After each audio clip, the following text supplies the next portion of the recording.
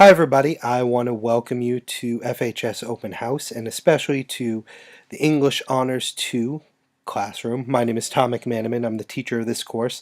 I really apologize first of all for not being there tonight. It's the first time I've missed open house in 11 years. I just had a family obligation that I needed to attend, so really apologize for not being there, but I wanted to put something together that gave you a similar experience to the one you would get if I were there with you this evening. So, on to English Honors 2. In training, you see at the bottom of the screen here, and that's a real focus for us. We're really concerned with the process that we're taking. I'm so aware that students are taking honors classes for the first time and that they're different and a harder experience for them, and so I really try and verbalize to them all the time how the training, how the process is just important, if not more so than the final products that we turn in. Just a picture of me so you get a look at who I am, so you know the devil that your sons and daughters have been talking about for the last few weeks. But in seriousness, I put this up because, again, tonight is a night I usually get to put faces to names, and I'm sorry I can't do that. I hope if you see me walking around Stop and Shop or at a school event, you'll pull me aside and say hi, or drop me a line if you have any questions or concerns after tonight. So what are we doing in this course? Well, we're trying to really improve critical and close reading. We're trying to work on relevant and specific writing. We're trying to work on shared inquiry, on discussion skills. We do that a lot through Socratic Seminar. We're going to work on research skills, on presentation, and we have essential questions to help us frame each unit. So, for example, in Antigone, which we'll be studying soon, why are conflicts often right versus right? For A Tale of Two Cities, which we'll be reading later in the year, when we fight monsters, how do we prevent ourselves from becoming the monster? For the whole course itself, why do writers write what they write? So these help us frame the big ideas thematically and really get us to work backwards on what students know and are able to do for the skills. And again, that focus to skills is so important. It's what we work on in English classrooms. The content is almost secondary to what we're doing with reading, writing, speaking, listening, and language skills. So I wanted to give you an idea of what the type of work is that we're trying to get students, trying to get out of students, the levels we're trying to get them to reach. So I thought the best way to do that was through example.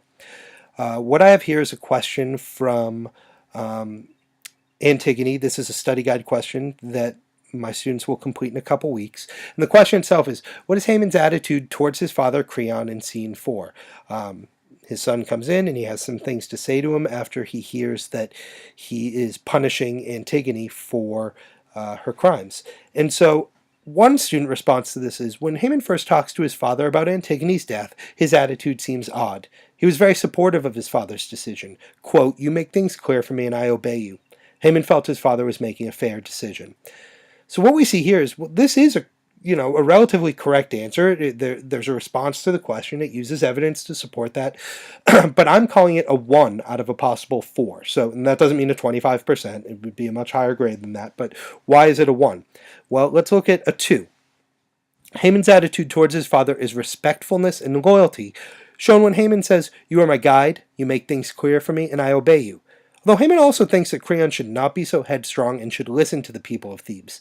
This is shown when Haman says, "Do not believe that you alone can be right." We're starting to see more development here. It's not only one side, the "you make things clear for me and I obey you" that we saw in the first response, but also "do not believe that you alone can be right." There's a more complete answer here that was maybe missing in the 1. We see the 3 and automatically we see it's more developed. Not that more means better, but we get a more in-depth, more sophisticated response here. In the beginning of scene 3, you think Haman agrees with his father about sentencing Antigone to death. Creon asks Haman if he hates him for sentencing his future wife. Haman says, "I am your son, father, you are my guide. You make things clear for me and I obey you. No marriage means more to me than your continued wisdom." However, as Creon continues to speak, there is a change in Haman's opinion. Haman tells Creon what the city is saying about his decision. He says that the city does not agree with him, and that Antigone was trying to give her brother a proper burial. Creon tells Haman, "You will never marry her while she lives," and Haman replies, "Then her death will cause another." Haman understands that this is what Creon believes, but if Antigone dies, then he will die too. So again, a much more complete response.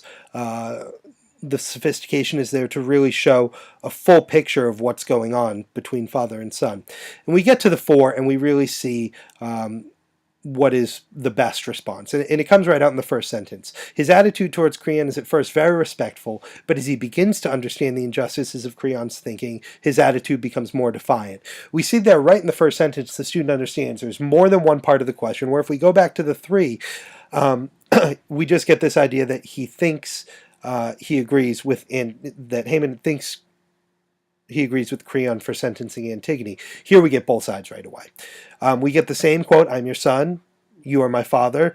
And then it gets even more in depth as Haman's attitude changes. He tries to reason with his father about the necessity of following the laws and the wisdom in asking others for advice, but he still maintains his respect.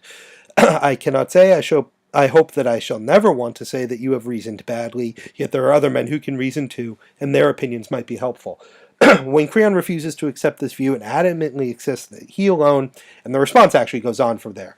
Not that I expect students to have this long a response, but we see the completeness of it, and that's what makes it the best response.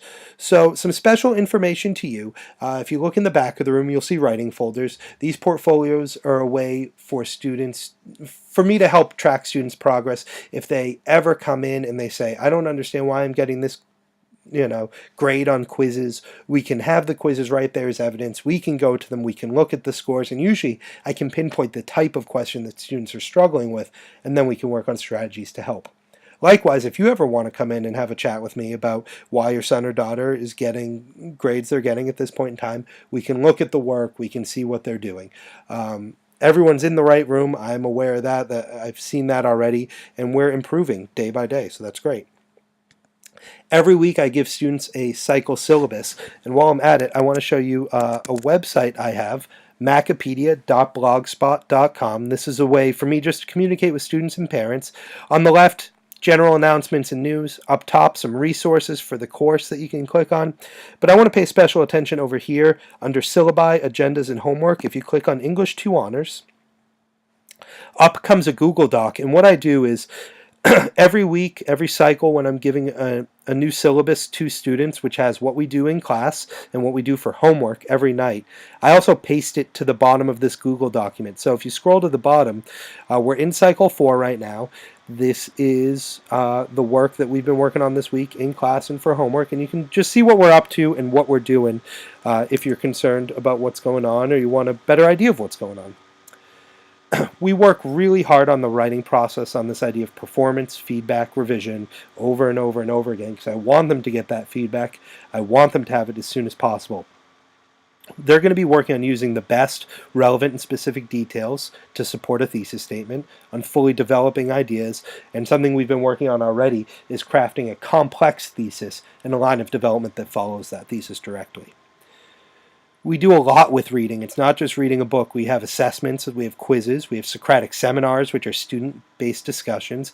We have annotations or markups of different passages that we read from the literature. And we work on skills, again, perceiving patterns, articulating, and discerning what is the best information from what is not the best. We work on grammar primarily through usage, but we also do mini lessons in grammar that will help prepare them for things like the SAT. We're going to work on vocabulary study. We'll definitely be working on MCAS and SAT preparation because we know those are important things to them coming up.